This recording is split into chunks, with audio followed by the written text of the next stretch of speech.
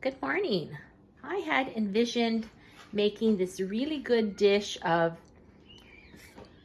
leftovers. I had these really delicious garlic mashed potatoes that I was going to make into beautifully formed patties. Well, look at that. That doesn't look so great, does it? So, and life doesn't always go the way you want. So neither does cooking. So I ended up just frying them up anyway and adding them.